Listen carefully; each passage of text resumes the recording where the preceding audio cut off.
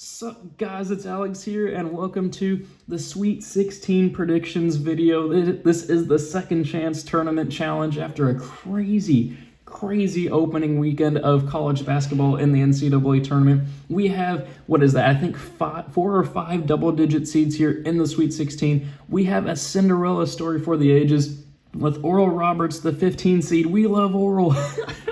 They are in the Sweet 16, the second ever 15 seed to make it to the Sweet 16 after Florida Gulf Coast in 2013. But taking a look at the bottom half of this bracket, man, the Midwest has just been flipped on top of its head. We have Loyola Chicago, who just dominated Illinois. I mean, I had Illinois winning it all in my tournament predictions video, so obviously I have my national champion prediction wrong, but I do have all 3 of the other Final Four picks correct, so far at least, with Gonzaga, Arkansas, and Florida State.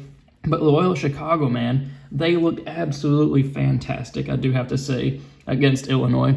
Then we have Oregon State, a 12 seed, beating Tennessee, which I predicted that one in the tournament predictions video, so a little pat on the back there. But then they went and they just beat Oklahoma State with Cade Cunningham, too. That one was super impressive. And then we have Syracuse as an 11 seed. They went and beat San Diego State in the first one, and then they went and beat West Virginia in a really good game there. Buddy Boeheim, man, leading the Orange into the Sweet 16. They are looking like a team nobody wants to mess with. And, of course, we got Houston over there as the 2 seed. But then over here in the East, we have 11 seed UCLA.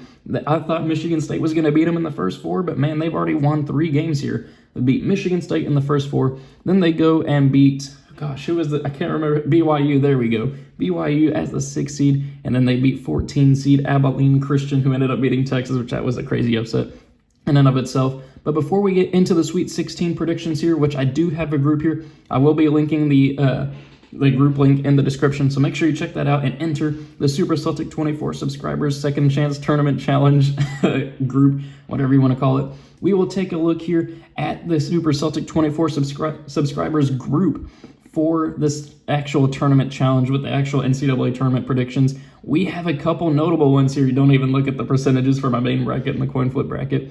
Look at this. Monica Canamis and then My Way in the 100th percentile of all brackets entered. And then, of course, we have almost 20 more to where they are in the top 1% of all brackets created on ESPN. So look at the Super Celtic 24 subscribers group representing in the ESPN Tournament Challenge. This is going to be really interesting to see who ends up on top. Obviously, you'll be getting a shout-out. I mean, heck, people are getting a shout-out right now as I'm speaking.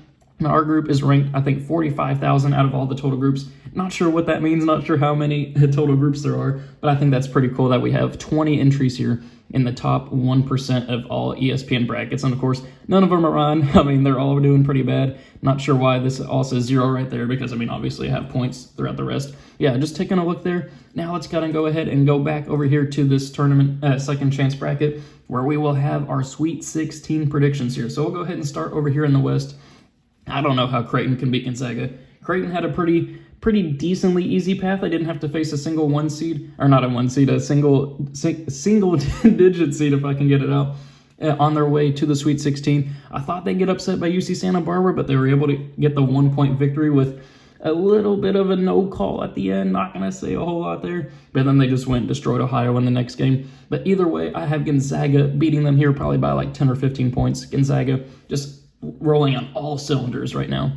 But then USC and Oregon here, the Pac-12 just absolutely representing in this tournament. Probably should have said it at the top of the video, but the Pac-12 have been the best conference here in the tournament, surprisingly. I mean, they always get shafted in terms of national attention, but what they have, USC, Oregon, UCLA, Oregon State, that's 4 teams here in the Sweet 16. That is super impressive for the Pac-12. I mean, heck, the Big Ten sent 9 teams to the tournament, and they only have 1 team left in the Sweet 16. So the Big Ten's NCAA tournament woes continue with Michigan, but you never know. Maybe Michigan can win the whole thing and get them their first tournament title in, 21 years since Michigan State in 2000.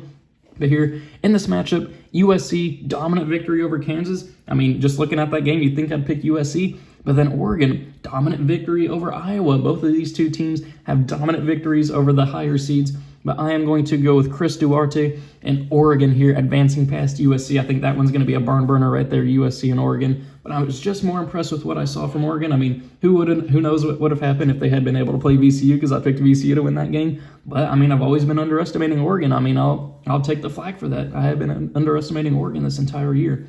But then for a spot in the Final Four, I don't know how anybody can pick against Gonzaga and make the Final Four against Creighton, USC, or Oregon. Not a knock against any of those three teams individually, but Gonzaga is just on another level from those three teams at the moment.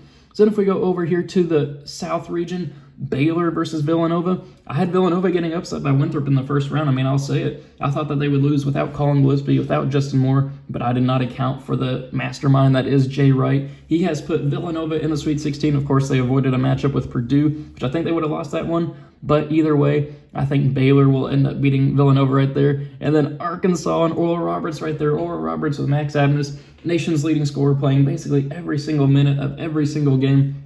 As much as I want to pick Arkansas here to move on to the Final Four, just like my actual NCAA tournament predictions video, my bracket's busted. I mean, everybody's is, but mine is just completely busted. So why not have fun with it? Why not keep the Cinderella story continuing with 15 seed Oral Roberts going on to the Elite Eight? I mean, heck, they beat Ohio State. They beat Florida. They can make it to the Elite Eight where they will face Baylor, and I would love to see a 15 seed in the Elite Eight. As we all know, we love Oral. But then I forgot to do the Final Four pick. So if we have Baylor versus Oral Roberts here, as much as I'd love to put Oral Roberts in the Final Four, I don't think it's going to happen, especially against a top 2 team from the entire year in Baylor. So then if we go down here to the Midwest, kind of already touched on Loyola Chicago, how impressive they've been. I have Loyola Chicago moving on here against Oregon State. I mean, Oregon State, they've been impressive. Heck, they were plus 100,000 to 1 to even win the Pac-12 back in January, and just to even win the Pac-12, let alone win 2 NCAA tournament games. I think this is their first Sweet 16 appearance in like 30 years, something like that, something crazy. But I think it'll come to an end there. Loyola Chicago just looking fantastic with Porter Moser and, of course, Cameron Krutwig, a third-team All-American, leading the charge there for the Ramblers. And they will face Syracuse, the 11 seed. Houston, Giroux, I think his last name is Giroux. He struggled there. I think he got injured at the very end of that game or throughout the game against Rutgers, and Houston barely survived Rutgers. But then Syracuse, I know West Virginia was able to make that slight comeback there at the end, but Syracuse able to hang on there. Syracuse, I think, has the momentum in this tournament. Of course, you never doubt Syracuse in the NCAA tournament, especially as a double-digit seed. I think they're 7-2 as a double-digit seed in the NCAA tournament. I have them advancing here to the Elite Eight where they will face off against Loyola Chicago. And I'm picking Loyola Chicago to go on to the Final Four for the second time in the past 3 tournaments. The Ramblers, man, they are looking like a fantastic team. I mean, Illinois was the second hottest team in the nation, second best team in the nation behind Gonzaga over the past month of college basketball. And Loyola Chicago just took it to them. They did not struggle throughout. I wouldn't even call it an upset, man. They just were the better team throughout the game. I have Loyola Chicago making it to the Final Four. But then if we go over here to the East, I am going to go with a 1-seed upset there with Florida State pulling off the 4-over-1. I picked LSU to upset Michigan in my actual tournament predictions video. And while it was a great game, Michigan was able to pull it out and advance to the Sweet 16. But I do still have Florida State advancing here to the Elite Eight out of that top half of the East region. I just believe in Florida State, believe in Leonard Hamilton with MJ Walker, Scotty Barnes, Gray, that whole team. Michigan was impressive. I mean, I do have to give them credit. I'm not knocking them, but I just believe more in Florida State to be able to move on here to the Elite Eight, where they will face Alabama. I don't see UCLA beating Alabama in that one. I just don't see it happening. So then we have Florida State and Alabama here for a spot in the Final Four, a 2 versus 4 matchup. And I'm just going to continue what I did earlier with the 4-seed Florida State as I did in my tournament predictions video. I have Florida State here advancing to the Final Four. So in the Final Four here, we have 1-seed Gonzaga versus 4-seed Florida State. I don't see Florida State winning that one. I think Gonzaga will probably win that one by like 7 or 8. I think Florida State is a great team, just not good enough to challenge Gonzaga there. But they will face the winner of Baylor and Loyola Chicago, which I think will be Baylor. I'd really love to see Loyola Chicago win that one and move on to the national championship game, but I just don't see it happening. Baylor only lost 2 games this season. I think they are a team.